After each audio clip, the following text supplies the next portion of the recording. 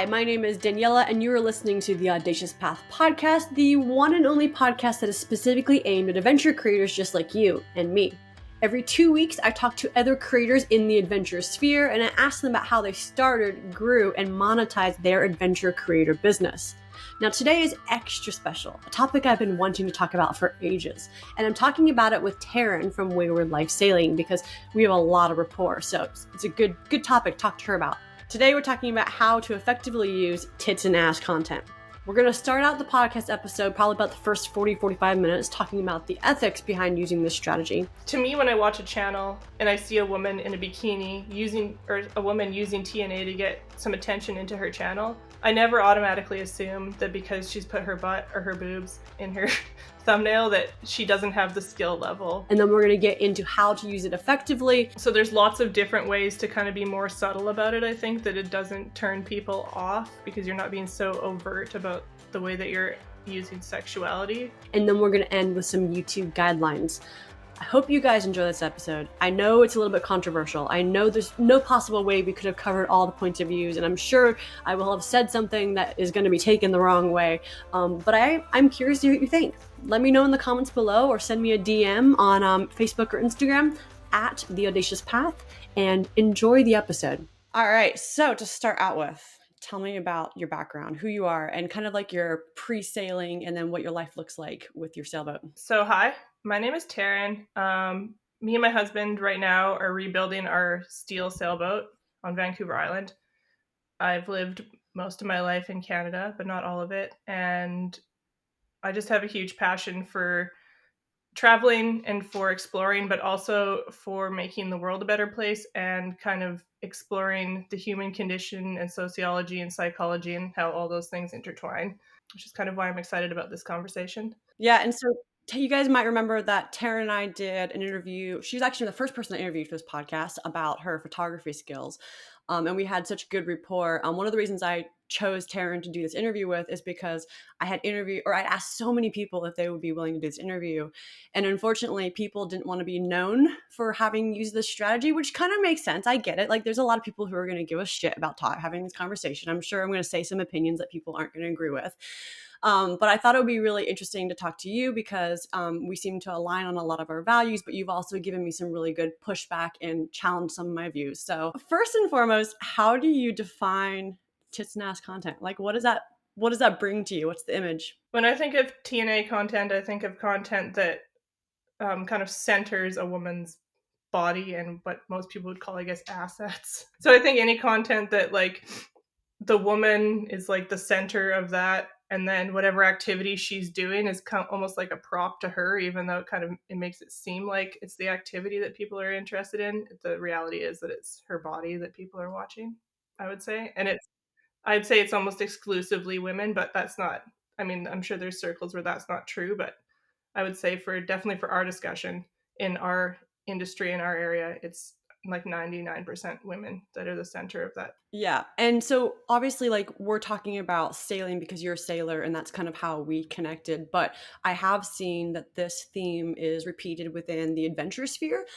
It does kind of matter which area of the adventure sphere you're in, but especially like within sailing, using your body, I would confirm that yes, I've seen like people using a female body to sell their content or to like make it the center of the content. Just like a quick overview, we're going to get into this a little bit deeper, but what are some of the potential positive and negative side effects that you have seen? And just kind of graze over the top because we're going to dig into this. I would say that from the positive side, having TNA in your thumbnail specifically really helps to bring people in because I think we've all been trained to some extent to see like a woman's body and be interested in it because like sex sells. And so I think that really is an easy way to bring people into your content, regardless of what your content is. But I think that there's a huge negative connotation, both from like the sailing community and the larger community about using TNA as a way to bring people in. And also it may not bring in the audience that you're interested in having watch your videos. So I'm not going to call out names, but one of the first comments I got I went online to a creator group, a YouTube sailing creator group, and I posted that I wanted to make this podcast and I was hoping to find someone who would be willing to talk to me about it. And basically, the conversation blew up all over social media in the group, with people putting a lot of opinions, a lot of people really, really supportive of me talking about this topic, and a lot of people just really anti. So, one of the things I want to talk about is the ethical dilemmas, the bad side of it. And one user said that she had seen, and it was a woman who said that she had seen women's bodies exploited specifically in the surfing industry, I've seen that as well, where it's been exploited in other industries. What would you say about that, like that idea of exploitation? I think when we're talking about sailing content on YouTube too, I think that compared to like a large industry like surfing where you've got really big money and big companies involved, I think that's also kind of a discernment that needs to be made. Because like all of us that are making sailing content, or 99% of us, I would say it's like us making it, and it's kind of like crowdfunding as opposed to like having these big companies involved. You know what I mean? And I think there's like a big difference there as well, because we get to have more say in how we use our use our bodies. And like men and women, we're all using our bodies when we're videotaping ourselves, just like in different ways, but we all have a lot more say in that compared to like, I know what you're talking about with that comment about like the surfing industry and people having a really hard time because it's like the woman's body is still like the center above her skill set. Yeah, I guess the only pushback that I would say to that is that I think that when I've been coaching people, a lot of people come into growing their YouTube channel with these extremely unrealistic expectations of how their channel is going to grow. And when eventually reality hits and they realize that it's not going to grow as fast as they do, that's when I see a lot of people start turning towards using TNA content, because then they start like, okay, well, I wasn't able to grow the way I thought I could grow. So now I'm going to do TNA. And I think that the way that in my mind it relates to the surfing industry is that there is this like pressure to use your body to grow in a monetary way. And that was another comment the same user used, is that like our bodies are associated with economic growth. If somebody else is taking your image and using it in a certain way, you get a lot less control still than you choosing to put your body into your content. You know what I mean? And I understand what you mean. There's like a huge overlap between a woman's body in a Billabong ad. Sorry to put a brand in there versus a woman's body in like my video or your video or whoever's video, right? Like it's still like we're still using the same tactics if we have a woman's body in those images to attract people. And not every channel has this either. Like not every channel with women's bodies in it is a woman in the forefront making those videos and getting to control her own body. So maybe that's more the distinction that I feel like is important, is who is in control of that content being created and who gets to choose how that body is being used for that monetary gain. I agree. I agree. I guess the thing that just it keeps popping up is like that economic pressure, the economic pressure to like do something that maybe like isn't something that you necessarily want to do. But in the end, I do think it comes down to like you have a personal responsibility to yourself, and both can coexist, right? Like that dichotomy of like you are personally responsible, this is your choice, and economic pressure. Those are both true. I like what's the happy space? What's the ideal space? The ideal space is where you don't have the economic pressure, but I don't know. You know what I mean? Yeah, and like figuring out where that line is. Yeah. Yeah. I don't know. And it's interesting too with sailing because like where that line is and the pressures that people have is so different from like sailor to sailor. You know what I mean? Like my economic pressures in Canada are going to be different than yours in New Zealand, that are going to be different than somebody in the States or somebody in Europe. So, and also the ability to even use different tactics is different. Like somebody in the Caribbean using TNA is going to be so different than somebody in Norway using TNA. I do think that I'm coming from a human rights background, but I do think that like sailing is this huge privilege. It doesn't matter if you come at it like really poor and you bought your boat for like a couple $1,000s or not. Like to be able to be a creator and have this as your profession is it's a privilege. It really is a privilege that I get to create things. And so it sucks that people experience that economic pressure But there's also other things you can do to make money. Maybe I can already feel I'm going to get some pushback for that. And I'm sure there's always going to be some outliers, but I think generally speaking, like if you're a creator, this is something that like to be able to use your creative mind. It's wonderful, to be honest. Oh yeah, I totally agree. And I mean, if you want to look at like whether or not we're in a privileged industry, just look at the fact that almost everybody creating is white and comes from like a middle class or upper middle class background. Even if it's like you bought a really cheap, crappy boat, most of those people still came from a background where they had some experience sailing, or they just like had the ability to take that risk without really worrying that much about losing everything, you know? If you're on the edge and you have no money, sailing is going to be the last thing on your mind, unless it's like you want to jump on a boat so that you have a place to live, but then you're probably not making videos about it because you probably can't afford a camera. And that kind of makes me think of the next point this woman said, which is that your schedules get full with modeling shoots. And I think when she wrote that, the thought that popped in my head was that like everyone gets busy with something related to work. Like every single person who works will end up doing something that they don't want to do because they need money. That's just part of working, right? And I agree with a lot. Like I agree with the sentiment behind things. Like it sounds like I'm like saying no, I don't agree, because I think that there was truth to what was being said, but there's also, again, going back to that like privilege, like, you have to do these modeling shoots, and it does take away from the fact that you can't focus on simply developing your abilities, but like we have to make money, so that sucks. I think the distinction there too is like, what's the difference between men in the surfing industry versus women? I'm not trying to separate genders and say like, and start that argument, but the reality is that like a woman in the same job as a man, especially when your body is centered, is going to be different. And it'd be really interesting to look at like how much time men spend on the same things that women spend in that industry. No, that's completely true. I didn't think of that. That you're completely right about that. And that's an interesting one, actually. Something that I probably need to spend more time thinking about. I was totally thinking about it from the point of view of like, like you just have to work. But you're right. We're talking about the difference between the male experience and the female experience, and you're right. There is some truth to that, and that sucks. Yeah, and I think that's more what the bigger battle is like you look at all these other professionals who have all this time and all this energy that goes towards even like the amount of money that in sports goes towards men versus women for like coaching and training and all that stuff is so much higher compared to like, yeah.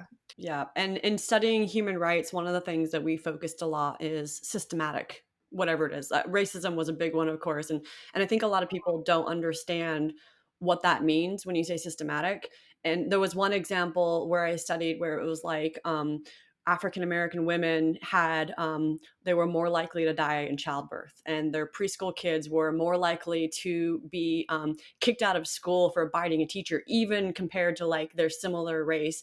And it just the levels just kept going when you just saw that at every level of the system there was something that was making it just a little bit harder, and those stack up to be this like huge barrier. And I think you're right that, yeah, like the system I have seen personally as a woman, where there are elements of the system that are like completely stacked against me and you're having to push a little bit harder. Yeah, I love having these conversations because I feel like even if you end not on the same page and with different opinions, each side like learns something, and that's so valuable. What do you think about the fact that TNA content can contribute to, uh, teen mental health issues, eating disorders, suicides, body issues, stuff like that? Because that one was like, okay, you never want to be part of that. I think too, like the issue's already there. So it's an interesting space to like be like, are you going to play with what is already here, or are you going to try to create something different? And if you want to effectively create a different space for people, how do you need bridge that gap so that that shifts? There's the way that the world is, and then there's the way that we want the world to be. But in between there's this huge gap. So the fact of the matter is that the way that the world is how it's going to continue to go until we can like work on shifting it here. But if we go from here all the way to here all of a sudden, then people don't even listen to our voices. So like there's got to be a way to bridge that space in between to shift things. And the unfortunate thing is that women's bodies for a very, very, very long time have been seen as objects in a way that really impacts our mental health. Like, we're taught from like a very young age that if we're not attractive, if we're not pretty, then our value is lower than somebody who's beautiful. That's the way that it is. Like, that's just a reality of it.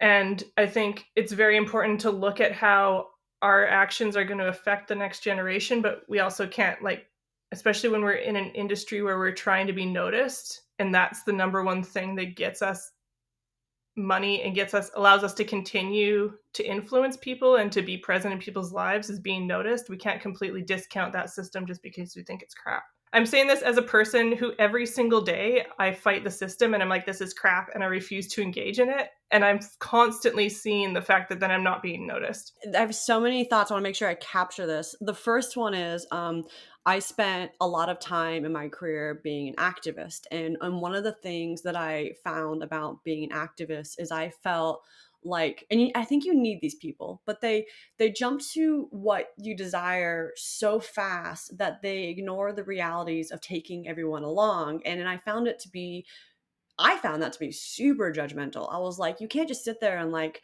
rag on people for like not following everything that you want them to follow when they have learned that this is correct or true or good or whatever, adjective you want to use. And they would be really just like, there was like hate and hurt and all these negative feelings towards people who wouldn't just, use this plastic bag and stop eating meat or whatever it was. And I found that to be really, really, to be honest, harmful. I found it to be really harmful because out of that came that hate and that refusal to listen to people and figure out how we can string them along. But the other side to the coin is that we need those people.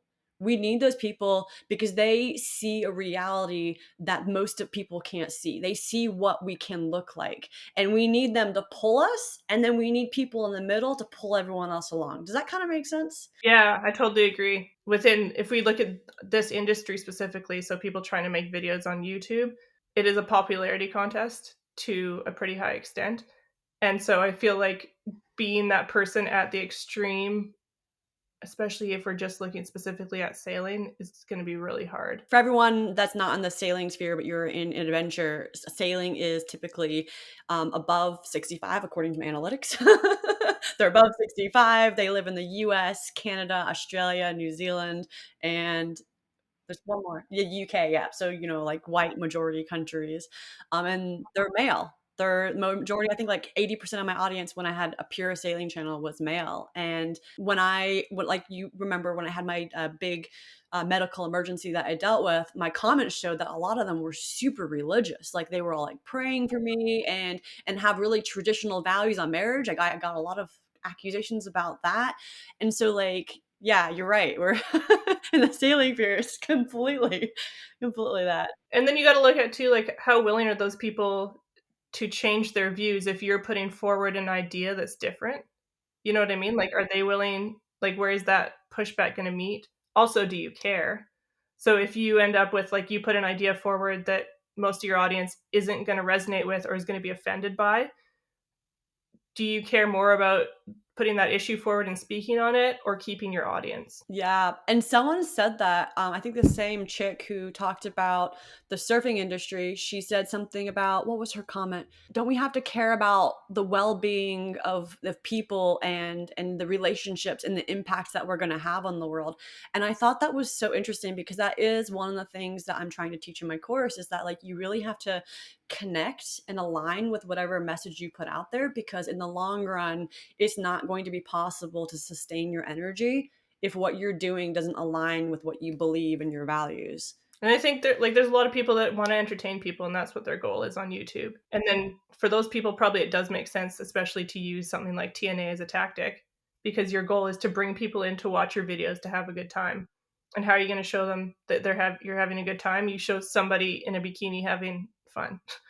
And there's value to that too. Like there was value to just being someone that people can just be entertained by. Like that's not like it's any less valuable. I want to jump back to specifically the impact on teens because one thing that I learned I posted this on my Instagram. It was a picture of me in a bikini, and I posted something about how, like, my entire life, I had always been told I had two little brothers, and they It was very much, if you acted like a male, if you dressed like a male, if you were a tomboy, then you would be taken more seriously. You could make your way up in the hierarchy. Like in the hierarchy, there was like men, tomboys, girls, and then there was like the girly girls. Like, and then that was how the hierarchy worked. So I always tried to present myself as masculine as possible in order to be taken seriously. And this post that I put on Instagram was basically saying, like, sometimes I want to feel beautiful. Sometimes I want to put the nail polish on and the sparkles in my hair, and I want to wear the earrings, and I want to do all these things, and I want to be taken seriously. And I think what I got out of that post personally is that how you post your body matters. That makes a difference. That post was an empowering post. Yeah, I totally agree. And I remember seeing that post and being like, yeah, this is very relatable. Especially, I think every woman can relate to that on some level. And I think like using TNA content, like there is a way to use your body in a way that's not, it's not, you're not being exploited. Like what you said, it's your choice, and you're also putting out a message that's helping young women, not hurting young women. Like the body is not in itself the problem. And I think that to me is what's really interesting too with this whole discussion is like nudity is not inherently sexual, but in our culture, it's almost inherently sexual. Same with like showing your boobs or your butt or whatever. Like, um, so growing up, I grew up with kind of a similar message, but I was like, I have boobs. I had big boobs from like a young age, like 14 years old. I had large boobs. And it was like I would wear a tank top that somebody else with smaller boobs would wear, and people would look at me like I was sexualizing myself versus those people who wearing the same tank top with smaller boobs weren't. They were just walking around. And had a lot of shame thrown my way for like having any sort of cleavage. And it's like, I can't hide them. Like they're right here. They're large. What do you want me to do about it? Right. So I kind of leaned into that instead of allowing it to, I'd say, like put a box around me as like me just being sexual because I had boobs. And I kind of used that to my advantage in some ways. But it was like such a strange thing to me to think that like me and somebody with small boobs can stand next to each other and have like that person standing next to me could be a more sexual person than I am, but because I have big boobs, people are going to look at me like I'm more sexual than she is. You know what I mean? And it's like such a strange kind of um yeah, understanding of how our bodies that we have zero control over how they are built can be the thing that defines us the most in society. And if you're talking about like dressing feminine versus dressing masculine, it's still your body that's defining you in that scenario. And like I'm a welder. Like out of high school, I went to welding school. I didn't go to university. I didn't go into a job. Like I went into a very male dominated space where I was almost always the only woman. And like my boobs are still my boobs. You know what I mean? Like it doesn't matter how many layers I put on, whether or not I'm showing cleavage, I still have big boobs. And for the vast majority of men, when I was in my like teens and early 20s, boobs were like the pinnacle of sexuality. You know what I mean? So it's like it didn't matter what my skill set was or what I was doing. My sexuality was always forefront in every interaction that I had within that schooling. It makes me think there's nuance to all of this, and it makes me think of this. I don't know if I've mentioned this before, but I took this relationship course on how to have healthy relationships and communicate and stuff like that. And one of the modules in the course was around meaning making, and it was talking about how one thing that a lot of adults don't grasp is that we all, the way there's, it's psychologically, it's called imprints, right? So like coffee, for example, is imprinted very young. That coffee is a big part of American culture. We love our coffee. Every morning you have your coffee. Whereas in Japan, it would be something like tea, right? It's completely different. And therefore, like, whether or not I have coffee in the morning would mean nothing if I was Japanese. And your experience with your boobs is imprinted different than mine. And therefore, there's different meaning. And I think one of the things that sticks out to me about this, the reason I'm even bringing this up, is because for one person, the surfing industry might have been this really exploitive thing, whereas for another woman, it might have been this really empowering thing. And I think probably the message that I would keep putting out throughout this podcast is that you get to control the meaning you make, and you get to control how you choose to your body. And the most empowering thing I think that any woman can ever do, if we want to talk about true feminism, it's controlling yourself. You get to have power over yourself. Yeah, I think you're very right about that. And I think you and I kind of had that discussion earlier on too, maybe about how it's like more about, yeah, who gets to define how your body's being used than it is about how your body's actually being used as a woman from that standpoint. Right? Like I don't know. It's like, to me, when I watch a channel and I see a woman in a bikini using, or a woman using TNA to get some attention into her channel, I never automatically assume that because she's put her butt or her boobs in her thumbnail that she doesn't have the skill level to be sailing, or that I wouldn't want her on my boat with me, helping me sail it if I was trying to go somewhere. You know what I mean? But I don't, and I think, like, in the discussion that was happening on Facebook, a lot of people were saying that as soon as they see that, it's a trigger for them to think that that woman shouldn't be taken seriously. And I think that's a very interesting kind of understanding, like you're saying, an imprint within our culture. And I think that also kind of comes back to what you're talking about with like influencing teenage girls. So like, how can like women that are of that really high caliber of skill level show up in a bikini and still be taken seriously, and how do we kind of maybe shift that towards an understanding that a woman isn't defined by what she's wearing, and could bikinis in thumbnails be a tool to kind of change that understanding? I think it's really interesting because there's two things happening here. One is where you're acknowledging that wearing a bikini does impact a woman being taken seriously. And the other is acknowledging that if we continue believing that and acting in that way, we're just imprinting the next generation with that same thought process. Does that make sense? Like, and it's funny because the woman who ended up saying that, she was like, like, if you wear a bikini, you're not going to be taken seriously. She reminded me of my ex-mother-in-law. My ex-mother-in-law used to always say to me, she was like, little girls wear pink, little girls wear pink, you should be wearing pink. And it was funny because in one way she's right? Like, you're not going to be taken seriously in the workplace if you're wearing pink all the time. But the only person who told me that was her. Right? She was the person who told me that. And this woman who was like, you're not going to be taken seriously if you're in a bikini, she was the only person I'd ever heard say that. And it's us communicating that to each other over and over and over again that's imprinting that idea on our minds. And there might be truth to it. Like, you can't deny that truth. And maybe I shouldn't shut down that conversation because it's true. Why can't it be said?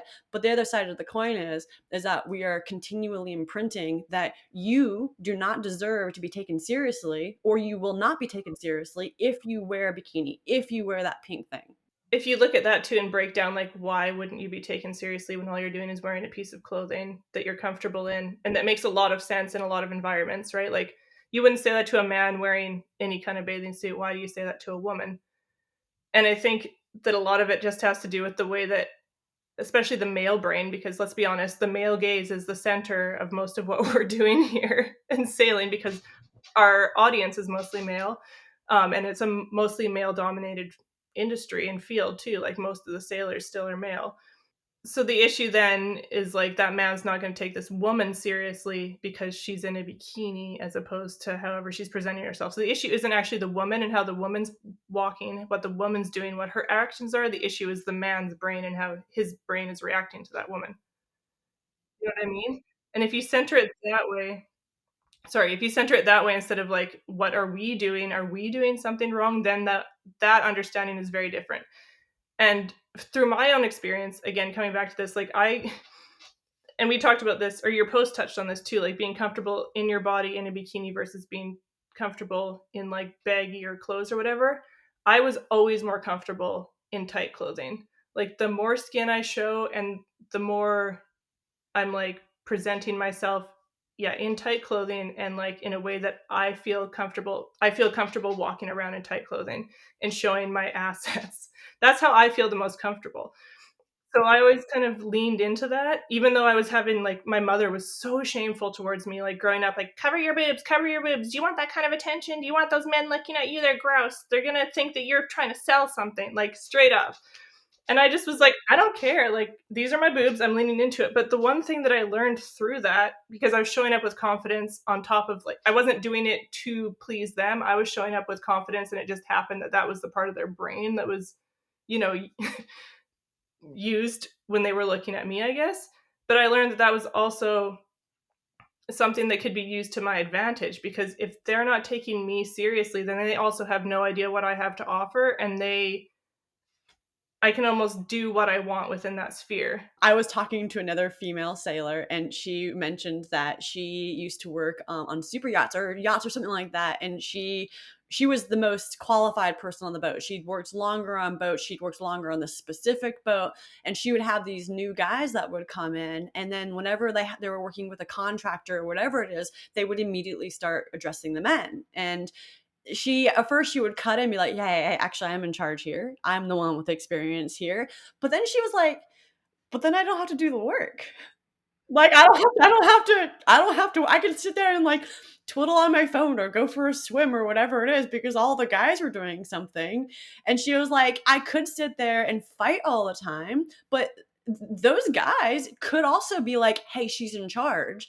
And it's you could argue and you could get all mad and say, "Well, she's letting the men do the work and, like, it's just not fair, blah, blah, blah," whatever it is. But, like, they could also say something. It doesn't have to always be her fighting for her place. Yeah, totally. And it's like, and that's the thing too, like, if you're underestimated, like, how much potential do you have to kind of do what you want without the interference then of those men fighting you or arguing with you? You know what I mean? Like, there's definitely, yeah, pros and cons to all of it. Um, and I think that's kind of the same situation when we're looking at TNA in videos and TNA in thumbnails. And, like, if you're the woman in charge of that content and you're feeling confident about it, you feel good putting your body out there, and that's what you want, then there's, like, this huge area where you can expand and achieve your goals. The only thing I would add is that you do need to stand by your values because in the end, the only person you have to answer to is yourself. And if you do decide to take advantage of your looks in whatever way possible, that you need to set boundaries around your values, like what that means. Because yeah, I know that in the past when I didn't fully understand myself, I didn't know my values, I have taken advantage of my looks in a way that, like, I'm not looking back and proud of, and that sucks. And now I understand that, like, I will use my looks in ways that, like, align now. I know what you mean. It's a lot of kind of self-discovery, especially when you're in a space where you have one idea of what a woman is thrown at you, or one idea of what a body is, like we're discussing, thrown at you, right? Like, figuring out where your definition is within that society is a whole other discussion and a whole other self exploration. So A quick pause here. This week is extra special because I am finally launching the pilot version of my course to 5 channels who have agreed to help me test out all of my modules. Now, if you are on my newsletter mailing list, you will get access to the course first when it actually goes out to the public. And you will get access to a really hefty discount code as well as an affiliate link. So if you share my course, you get a percentage of the sales. So make sure you go and sign up my newsletter below. There's a link in the description or in the bio, and enjoy the rest of the episode.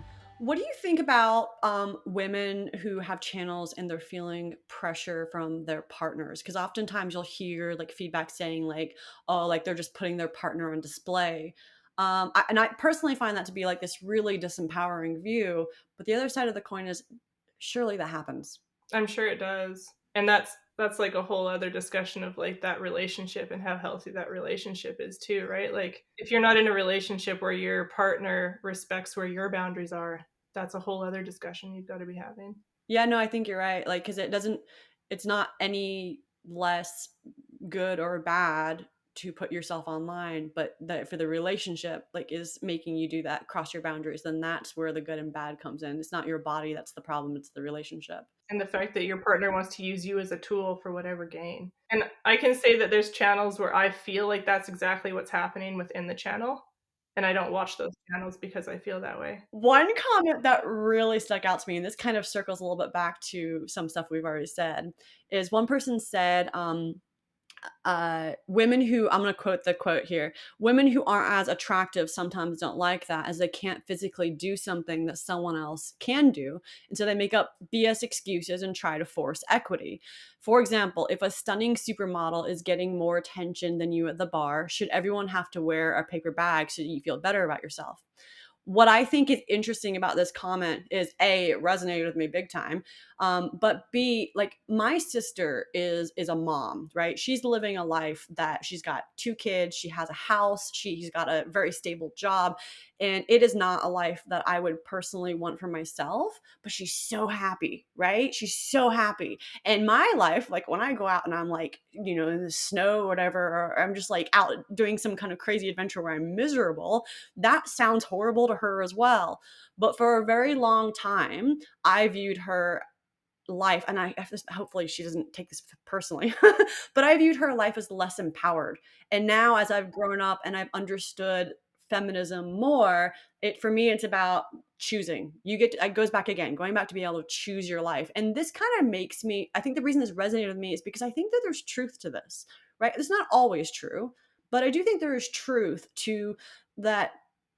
um we don't want some people to be able to use their body because we can't. I don't know. Does that make sense? So you're saying that like certain people are against the whole TNA concept because they don't have the same capacity to use their body in that arena? Is that what you're saying? One example is older channels. I've heard a lot of older channels say, like it's unfair. Like that's the word unfair. And it's like, well, yeah, but if you were like a program manager or a videographer, like that's unfair. That's the same thing. Like you have a skill that I don't have, and you're bringing it to the table. Like, and I'm bringing my looks, whatever, like it's for me, it's the same thing. I think it's just like one of those you can kind of gain that skill and another you can't. But I do completely agree. And I would say that it is unfair. And that's very accurate. But that's just kind of the reality too. Again, we come back to that, right? It's like we live in a society where we champion youth. We do. That's just the reality of it. And it's like across the world, like across our society in every single industry we champion youth. You feel like as soon as you get to a certain age, you don't have as much value, despite the fact that you're like this encyclopedia of knowledge. How do we treat our older people? We treat them like they're useless. But the fact of the matter is that they aren't. They have this entire encyclopedia inside them, this wealth of knowledge that they could share. And a lot of the time we just disregard it because our society champions youth. Yeah, what you said about how one is a skill you can gain and one isn't, that resonated with me. But then I think about things like creativity. Like some people are just more creative, right? Like that's not a skill that you necessarily can develop. That's something that you're born with. Or you might be born with a math mind that makes you better at something.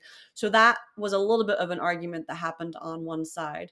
And then the other side to the coin is thinking about like, well, we have this wealth of knowledge, and you're right, like that's so valuable. Is there is there a shift that needs to happen? And if so, like how do we do that? How do we value our older people more, or people who maybe aren't more good looking, or is that not something that can happen on YouTube? When you're watching YouTube, you're watching people. That's like the entertainment is the fact that you're like viewing something. So if people don't want to see older people, or they feel like that's less attractive, then that's a pretty uphill battle. But I don't feel like, and then there's the question too, like, okay, if you're sharing your adventures on YouTube, and are you doing that because you want to share sailing knowledge? Are you doing that because you want to share yourself? Are you doing that because you want to be front and center of the entertainment? Because like if it's like you're looking at, you want to share knowledge, there's other avenues for that. You can have a blog, you can write books, like there's all these other different avenues that you could also share that information. But if you're wanting to be front and center, as an older person, I really don't know. I don't, like, I'm in my 30s, I don't have very much insight about like what that avenue of life is like. Well, I have seen a few channels be able to grow faster. Like they're not, I think I've mentioned this before, but did a bunch of research on successful channels, and I came up with what I call the vlogger formula, which is like all the things that you need in order to be a pure vlogger, right? It's if you want to just show your lifestyle. And what I came up with basically is that if you don't have almost every single one of these things, then the alternative is to focus, right? Focus down on something, and that will be the way you can grow. And I have seen channels that are older grow really fast and be successful, but they're not doing this lifestyle vlogger thing. And I think that they just being real about like what are your strengths, your weaknesses, and all of that can be like you can grow regardless of your looks. Like it doesn't, you don't have to like, does that make sense? I can think of two off the top of my head that would fall into that category as well, for sure.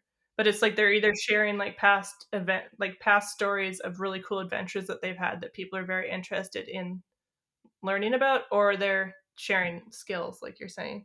I think I need to do a podcast with an older YouTuber or couple, because I feel like we don't have very much insight to offer on this topic.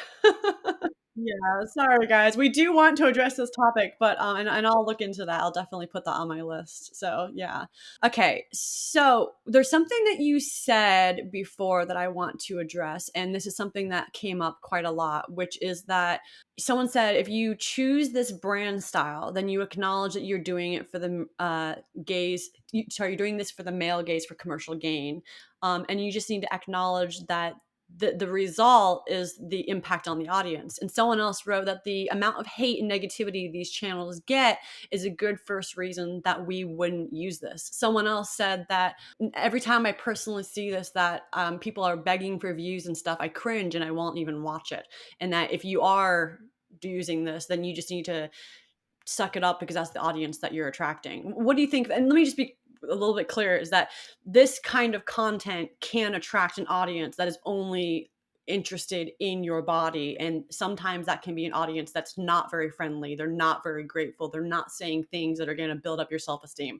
That's what I'm referring to. For one, I think we can agree that this is victim blaming, right? It's victim blaming to say that you did this, therefore you deserved those comments.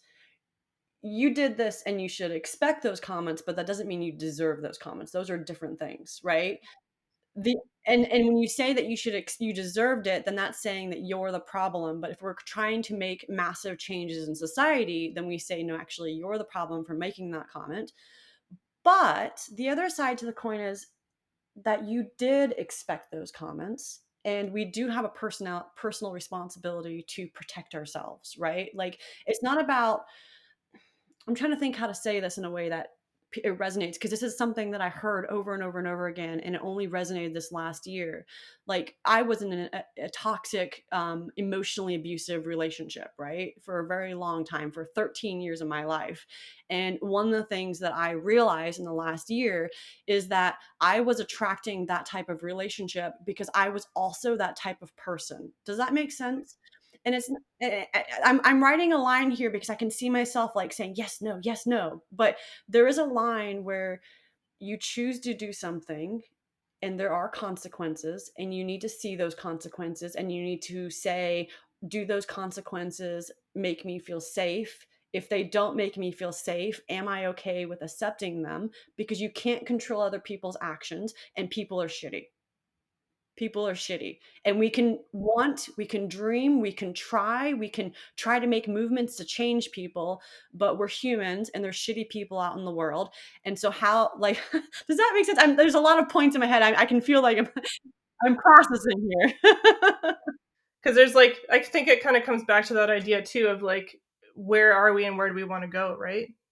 And it's like, so it's like bridging that gap. It's like, okay, so we're in a world where TNA gets you both pushback in a very negative way and a lot of attention. So what's your goal? Where are you trying to get? Are you trying to get to a place where you get a lot of attention and then you can make money off of your YouTube videos and that's your number one goal and you don't really care how you get there? Or you're at a place where you want to feel like your videos are kind of a safe space for you, where you get feedback from a community that supports you and is good to you. And so if this, like, depending on what your goal is, that middle ground is going to look a lot different. That Yes, that's a great way of framing it. You're right. And I also think again, going back to that like middle ground, that you can be a space that makes changes as well, right? Like you could go into your channel, decide to use your body to sell your content to some extent. You could get a bunch of shitty comments, and then you could slowly address that over time and make a change within your audience by showing some empathy and kindness and actually having a conversation. Or you could say, hey, I don't have the strength for that, or I don't have the will, or I don't want to, or whatever reason it is that you're not doing that.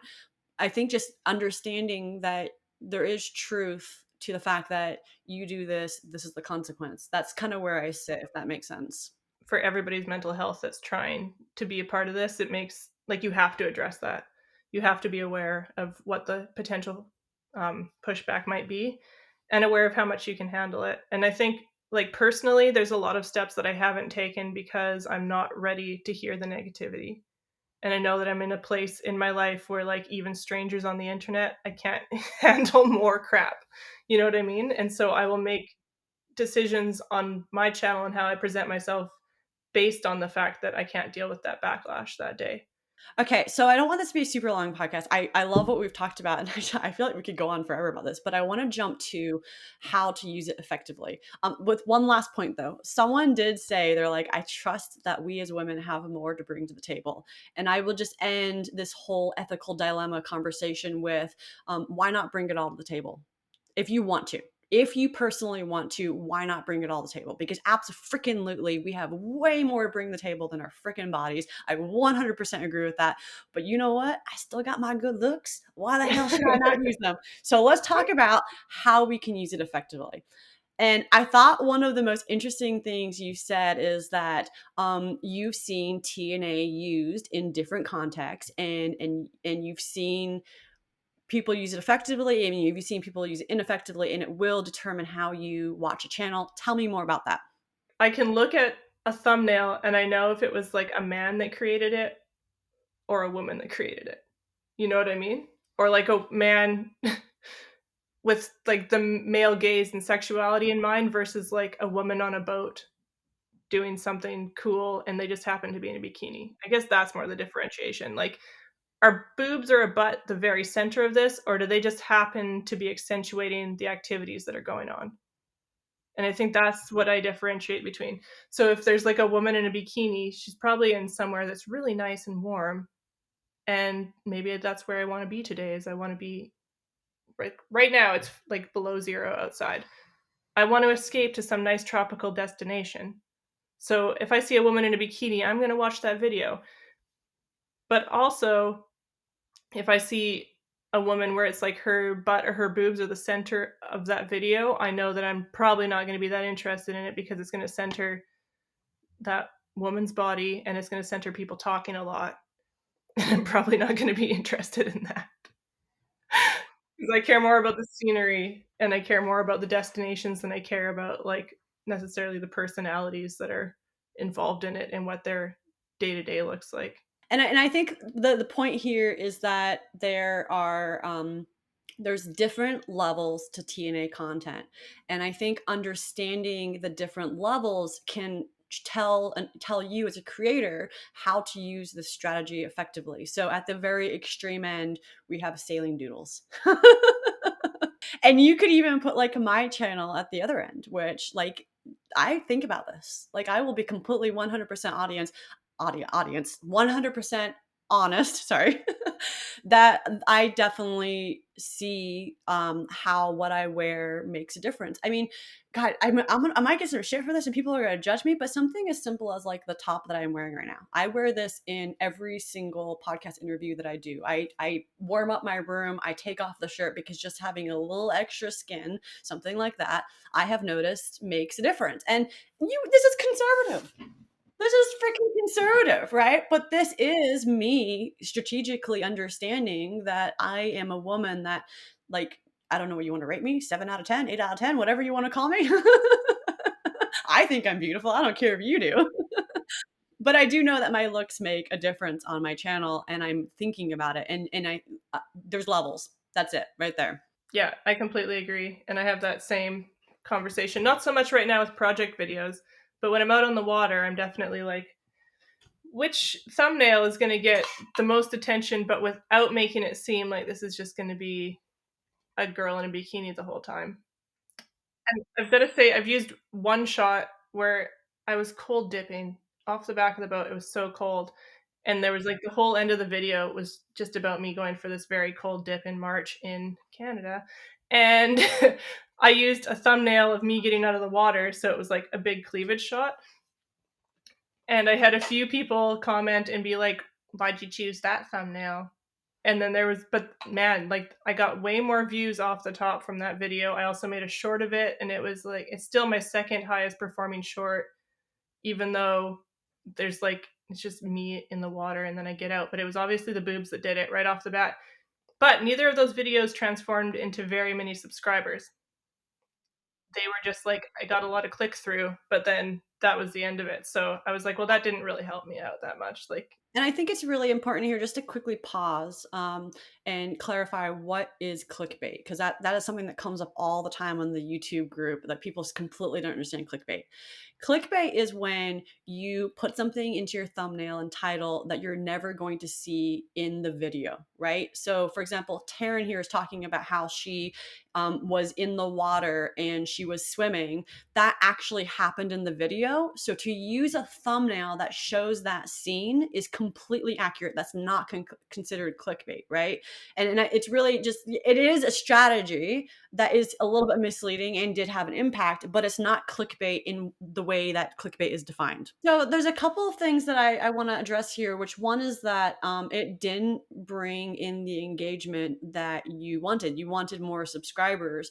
And I think that's like when you're trying out this strategy of using your thumbnails to attract attention, that you do need to look at those analytics and actually see if they're performing on the way that you want. It's not just about views, right? Like a lot of people are like, oh, I got a lot of views.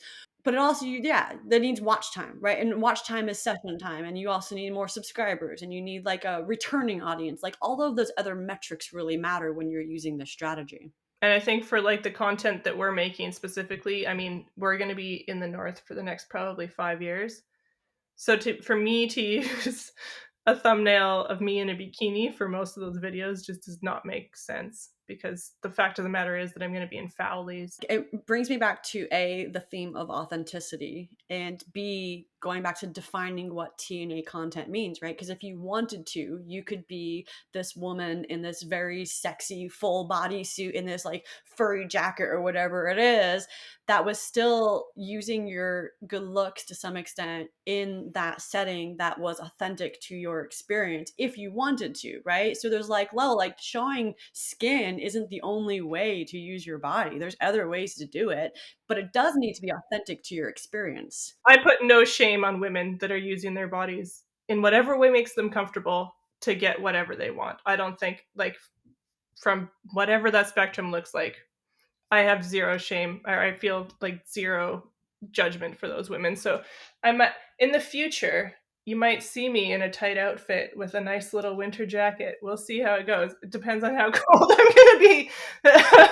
Can I make it practical? But again, like I'm saying, I'm comfortable in tight clothing. So like honestly, I would be more comfortable in a pair of nice thick leggings than I would be in foulies. So we'll see. I think one of the things that a lot of audience members, especially, don't understand is that when we make choices like this, right? Like when you choose to use your body to sell, that's not the first choice you're making, right? Like that's one of many choices that you're making to promote your channel. And a lot of people are like, oh, well, they only did that because of the money, or they only did that because of that. But for me personally, and I think this is probably you too, when I put together an episode, like I put my heart and soul into it and I want people to watch it. I want people to see the love that I put into it. And I always try to make sure that there's some kind of impact that I'm having or some lesson that I had to suffer through that I'm passing on. And when I put a thumbnail on that is good looking, that I know is going to work to get clicks, it's not because I'm just trying to get fucking views. It's because I really like what I created and I want people to see it. Like I want people to see it. And first and foremost, I put my heart and soul into that video. Not I wanted to create TNA content and then I wanted to get views and all of that. Like that's not the first thing that's happening. That's one of many strategies that I'm using, one of many things I'm thinking of, one of many values that I'm considering. And you're working within a framework too. Like you don't get to choose what kind of thumbnails people click on. You're working within the research that you've done that tells you, okay, my goal is to have people see this so that they can see my heart and they can see the effort that I put in, and you're trying to add value to people's lives, but you have to figure out how to get them to that value. And that's the framework that you're working in. You don't get to decide how that framework is built, unfortunately. That's YouTube deciding that. And I thought it was funny because I saw this comment once and it was like, "Oh, you're only doing that for the attention." And it's like, "Yeah, duh." Why do you think I'm on YouTube? Yeah, no doubt. I want people looking at me, okay? That's just the reality of it. I think I'm interesting. Sue me. But attention, and this is one thing, again, I think something that I learned in my course is that the need for attention is not in itself destructive. It's how you go about getting that attention that can be destructive, right? And again, I'm going back to like that the range of tits and ass content or TNA content, that how you choose, if you put yourself beyond your comfort zone, if you're doing something that is not aligned with your values, if you're using clickbait, like all of those things can be destructive ways of getting attention. That's the problem, not the need for attention in itself. In fact, the need for attention goes way back to your childhood. You want to talk about that, get psychologically, attention's not a bad thing in itself. I agree. And I think a lot of like the pushback that people get from that is like people not being able to step into their own true desire to have people notice them and to acknowledge them for who they are. I had an interesting conversation with a cousin a little while ago, and she was like almost completely off of social media because she said that she felt like people that were sharing on social media were just doing it for attention. And this is somebody coming from a very farm background, which is like where my parents are from. It's like Eastern Alberta in Canada, which is like you're taught that you don't ever ask for attention. If people notice you and notice what you're doing, then it's okay to kind of boast about it. But you never go and boast about who you are or what you do or how you're doing it. So that works really well if you're in a farming community where everybody knows each other and everybody's trying to get along because you have to like literally depend on each other for your survival. You don't want a bunch of jealousy. You don't want a bunch of infighting because you have something that somebody else wants and they decide to do something to take it from you or whatever. But in the world that we're living in, where most of our social interactions are through Facebook, through Instagram, through YouTube, there's so much less time that people spend with each other in real life. You have to boast about what you're doing and you have to talk about who you are and what your goals are and like put yourself forward. And I was saying to her that like I've built such a community through sharing. Like 3 days ago I met people from Norway and Sweden that had sailed here through the Northwest Passage, which is we're hoping to do that eventually. The only way that I met them was because both of us have been sharing our adventures and boasting about what we're doing through Instagram, and so we connected through Instagram. They came and hung out. We had such a fun day, went for this awesome hike. And without sharing those things with each other and through the internet, we wouldn't be building that community. And there's so much value in that when that's your goal, especially is to like not just get attention and have people looking at you, but to build community and to meet like-minded people. And I think it's so much our choice how we choose to use that and how we choose to use the attention that we potentially have and the attention that we have already, which comes back to the whole TNA thing again. What have you seen work for channels that use, provocative thumbnails? And then I'll just start out where my favorite creator of all time, Ava Zubek, in pretty much every single thumbnail that she does, she's wearing a tank top and it's got this little casual cut right here. It doesn't go down very far. She's a sexy woman. She looks fucking wonderful. She's got a beautiful smile. And that's a really interesting one that I've discovered recently. Just looking attractive on a thumbnail makes a huge difference. I A/B tested this. I put a thumbnail where I was looking like had a face. It was like a question face, and it wasn't like horrible, but it was like kind of like huh, it was like a huh, and then I redid it and the same thumbnail, same clothes, same colors, same everything, and I went back and did it one more time, and I was like huh. Just like a little bit of a smile, like a tease. And it was that tiny little facial expression that I could visually see was slightly more attractive that made such a difference. It's that nuance that I think is where you can be successful in this and not harm your audience or not harm the comments you're getting back, if that makes sense. Yeah, I think you're right about that. And I can think of one, like, there's a few channels that have really exploded because of using the word nude in one of their videos. Like they go to a nude beach or they go to something, and it's like even maybe the thumbnail isn't provocative, but the idea that they use that word, something that people are interested in enough that it'll like come up in searches and stuff. So there's lots of different ways to kind of be more subtle about it, I think, that it doesn't turn people off because you're not being so overt about the way that you're using sexuality, which sounds very manipulative when I say it, but that's the reality. I'm sorry. Being honest. Yeah, and it's like the girl next door is going to be a lot less threatening than like some super hot woman if what you're trying to attract is like somebody that's actually interested in your storytelling and your content instead of just your body. I think the other nuance, this is so interesting. I messaged one channel. This woman, she wears almost no clothes. Her in every scene is her in a bikini. And I learned that she is a bodybuilder. She did shows and she would go on and she would do all these like gigs where she would like show off her, her ripped six pack and her arms and stuff like that. And that was the environment that she lived in. And they've had this growing audience that absolutely loves them. The comments are absolutely lovely. They're not super horrible. People engage with them in a very kind way. And what clicked for me was I was like, I think what's working here is the authenticity of wanting to do that and feeling comfortable in that space. And it kind of goes back to what you said before, where you can sense when it's like something that is being done for a male gaze versus something that's being done because someone wants to do something. And if you're trying to use TNA content to grow your channel, if you're not coming from a place of this is what I normally do, this is what I feel comfortable in, this is my space, people are going to pick up on that. People pick up on those feelings. Yeah, and if it like helps to tell your story that you're in a bikini, why wouldn't you use that? If you know that that's a tool that's A, going to attract people, and B, it helps to tell your story. It doesn't make sense to cut that out because somebody's going to be offended by somebody in a bikini. What have you seen that's like too provocative? It doesn't work. Like, what are some of the signs or things that you've noticed? You said before, like, this boobs are the center of it.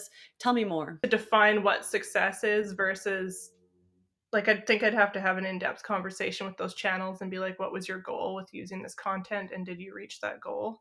Like, I can think of a couple of channels that I've been very turned off by their content and felt like it was either inauthentic, they were straight up lying, or it's just like not my vibe to see a woman's body in that presentation. But maybe that's exactly what they wanted, and it's definitely gotten them the views that I would assume they wanted. So maybe it's paid off. I think one of the big things that I've noticed is kind of what you said, where like it's not your vibe. It feels like it's not authentic. It feels like they're lying.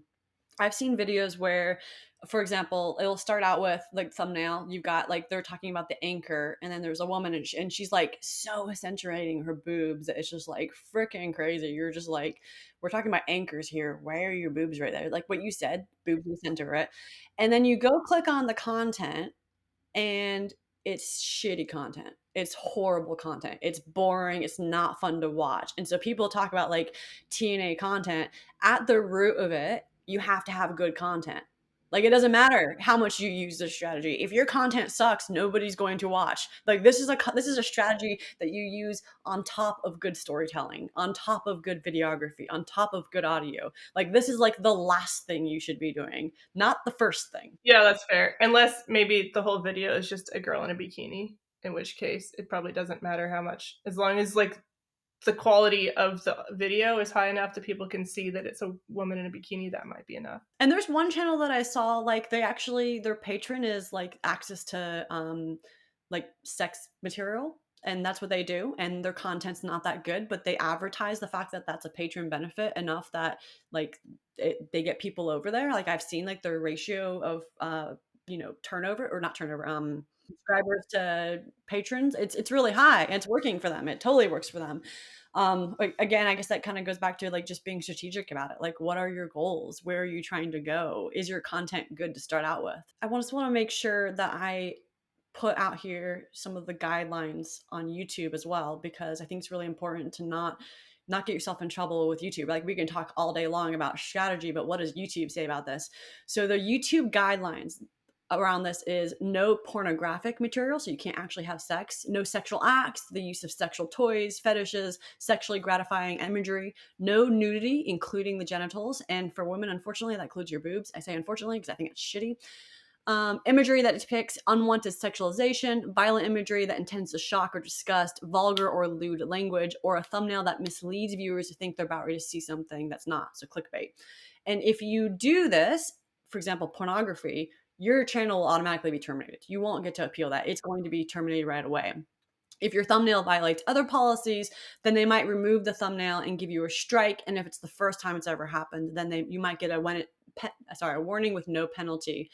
But you do need to be careful. Delos got demonetized too because somebody was reporting their content as porn. And I'd say Delos is one of the channels that uses like bikinis, girls in bikinis, in one of the most authentic ways. Like I don't watch their content and think that at any point they're really using it specifically just to get views. They're out there having a good time in bikinis, and that's what their content is, right? So when should someone not use this strategy? I think if you're not comfortable with your body being on display would be the main thing. If your partner isn't comfortable with their body being on display and it's their body that's going to be front and center, probably respect that. I think you're right. It really comes down to your individual personal choice. I do think that like relevancy is a huge one as well. Yeah. Do you have anything else to add to this? Anything like last thing you'd want to say to a creator who's considering using this strategy? Figure out like what we've been talking about. Is it going to serve your final goal, or do you think it's going to hurt? And also, I think you can try it and see how it works, right? Like it's not like you use one TNA thumbnail and then that's it. You're a TNA channel from now on. Like you can test it a few times. You can try it on different styles of videos. You can see what the feedback is that you get and decide from there whether or not it's something that fits you and fits what you're trying to do. None of it is written in stone. It's all fluid. The other thing that I would just add to this is that a biggest thing that I see a lot of channels is know your goals. And it's funny because I'm getting a bunch of people signed up for my course right now, and one of the questions I always email back to them is, what are your goals? What are you trying to do with your channel? And people always say something like, I'm trying to monetize, or I'm trying to be financially sustainable. I'm trying to get sponsors. I'm like, that's not a goal. Like a goal is, I want to transform people in this way. I want to get more people sailing. I want to get more people comfortable with adventuring. Like a goal when you're thinking about YouTube and your channel is audience focused. It's not you focused. When you say I want to monetize, that's you focused. You want to turn and look at audience focus. What's the transformation that I want my channel overall to make in my audience? And does using this strategy support that goal? How can people find you? I'm on YouTube, Wayward Life Sailing. And again, our content right now is all boat rebuild, but hopefully by the spring, we'll be traveling up to Alaska, where I will be jumping in the water in a bikini. So you might see some bikini thumbnails as I freeze my butt off in the very cold waters around here. But that's something I do all the time. Anyway, you on Instagram, we're The Wayward Life, and Facebook also The Wayward Life. And I guess the one thing that I wish for people is to really just like lean into who you are, lean into your skin, lean into loving yourself. Like if loving yourself means covering up, great. If loving yourself means showing your body, great. Like that's one thing that I have totally embraced this year. Like I've got all these sparkles in my hair, and for the longest time I was told to just be conservative and do all these things, and like finally embracing like what I want to do with my body and getting a little bit sexy has felt so empowering and so good that I hope that that's the impact I can have here. Just more acceptance and more awareness of like everybody's doing their thing and nobody really knows what they're doing. We're all just trying our best to live our lives the best we can and become from a place of just like being open to learning something and understanding people on a deeper level instead of competing or instead of being judgmental. Then you're going to make the world a lot better of a place a lot faster.